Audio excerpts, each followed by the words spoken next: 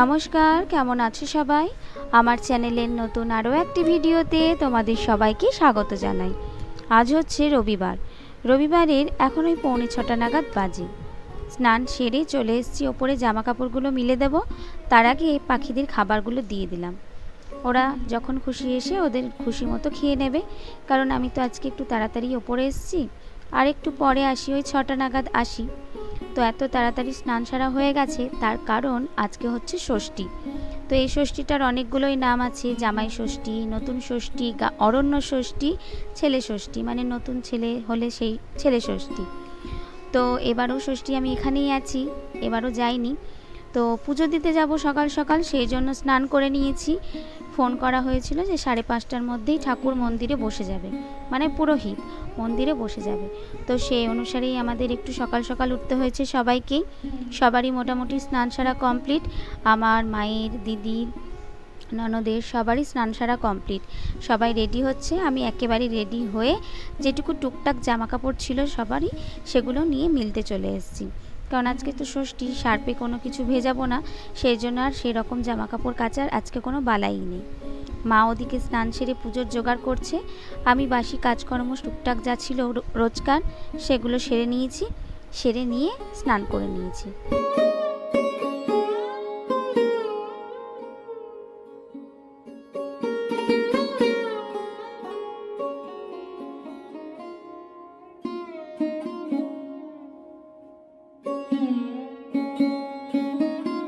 জামা কাপড়গুলো মেলা হয়ে গেছে, আর খুব সকালের দিকে এসেছি তো সেই জন্য এখন ওয়েদারটা একদম খুব সুন্দর মনে হচ্ছে। রোদ নেই, হালকা মেঘও আছে। কাল পর্যন্ত খুব সুন্দর ওয়েদার ছিল, সেরকম রোদও ওঠেনি। তবে আজকের আকাশটা দেখে মনে হচ্ছে যেন বেলা বাড়ার সঙ্গে সঙ্গে রোদটাও সেরকমই উঠবে, ষষ্ঠী বলে কথা। তো যাই হোক, জামা কাপড় মিলে দিয়ে এখন চলে যাব, চলো মন্দির পুজো দিতে।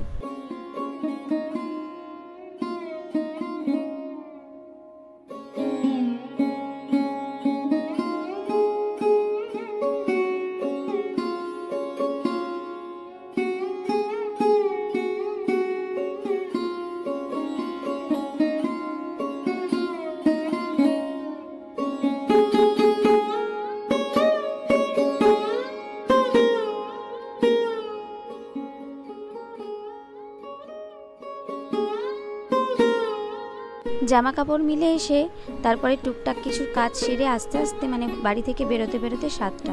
আর এই যে মন্দিরের অবস্থা দেখো, কি পরিমাণে ভিড়। 6:30 ধরে রেখেছিলাম যে মন্দিরে আসবো 6:30টায় বেরোবো, কিন্তু বেরোতে 7টা। প্রচণ্ড ভিড়। ওই একদল বেরোবে, তারপরে আমরা চান্স পাবো।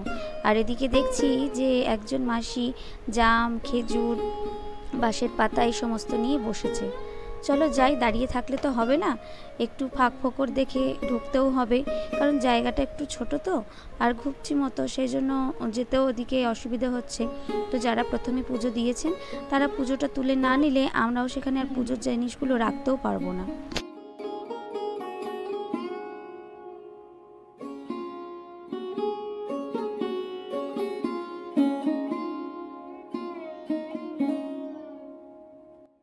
শেষমেশ আমরা সুযোগ পেয়েছি। মা ওখানে ওই যে পুজোর জিনিসপত্রগুলো রেখে দিয়েছে, ঠাকুরমশাইও পুজো শুরু করে দিয়েছেন। তো ওখানে পুজো করা হয়ে গেলে তারপরে যাব ষষ্ঠীকে জল দিতে, কারণ এখানে যাদের পুজো করা হয়ে গেছে তাদের এখন লম্বা লাইন ওই জল দেবার জায়গায়। তো যতক্ষণ আমাদের পুজো করা হচ্ছে ততক্ষণে ওখানটাও ফাঁকা হয়ে যাবে, মানে যেখানে জল দিতে যাব সেই জায়গাটাও ফাঁকা হয়ে যাবে। ओम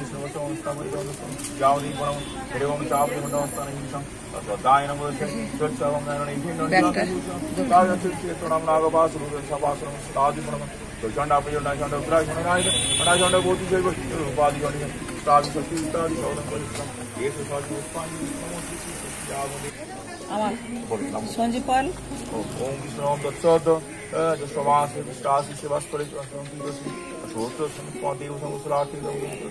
রাজ্যপাল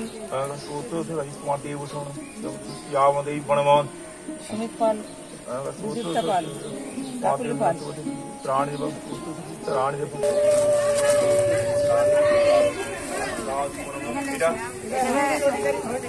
ঘুরতে হবে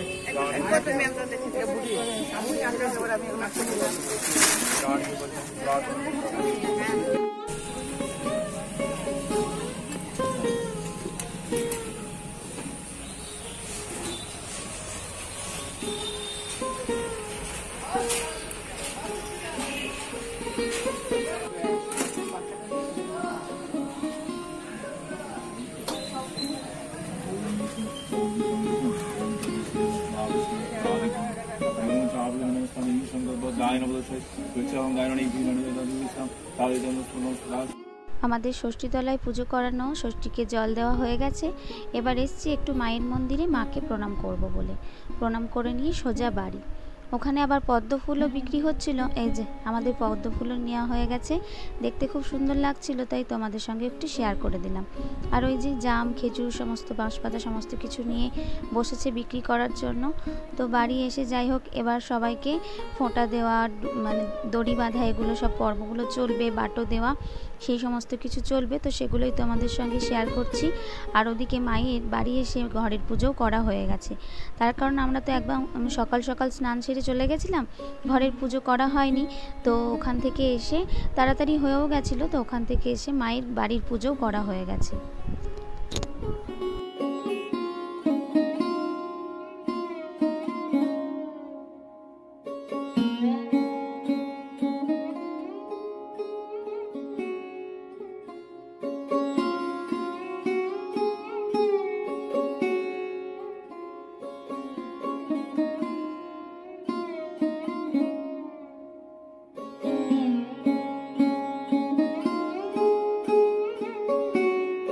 তো এদিকে আমার আর দিদির ছেলেগুলোকে ষষ্ঠীর ফোঁটা দেওয়া হয়ে গেছে।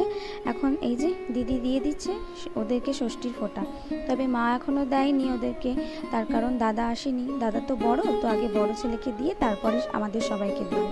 তো রায় বললো আমি একটু বাবাকে ষষ্ঠীর ফোঁটা দিয়ে দিই। তো এই যে দুজনে এখন কমেডি শুরু করে দিয়েছে।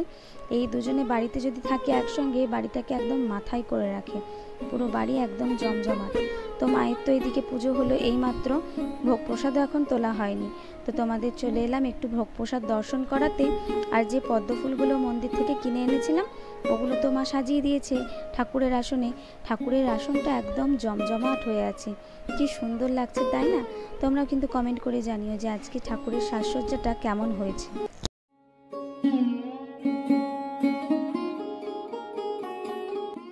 এই যে দাদাও চলে এসছে।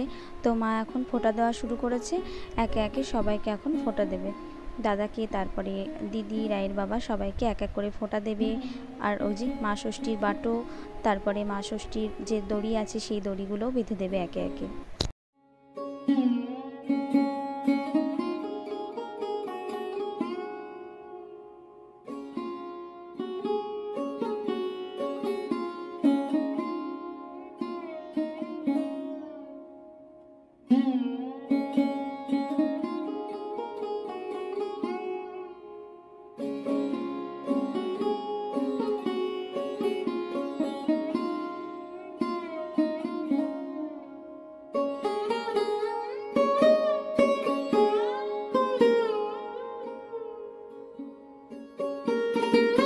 সকাল সকাল পুজো দেওয়া, সকাল সকাল রান্না বান্না সব কিছুই হয়ে গেছে তাড়াতাড়ি।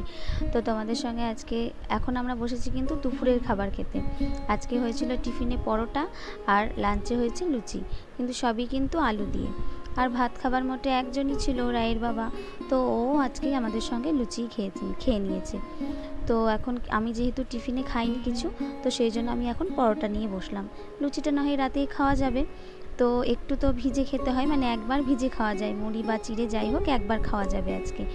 তো সেটাই আমি চিড়ে নিয়েছি, মুড়ি আজকে নিইনি, যেহেতু পরোটাটা খাবো।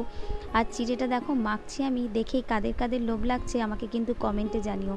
চিড়েটা যদিও অল্প নিয়েছি, কিন্তু মাখার পর খেতে এতটাই টেস্টি হয়েছিল। গাছের আম দেব, ওদিকে আছে ছানার পায়েস, আর এদিকে রয়েছে মিষ্টি দই।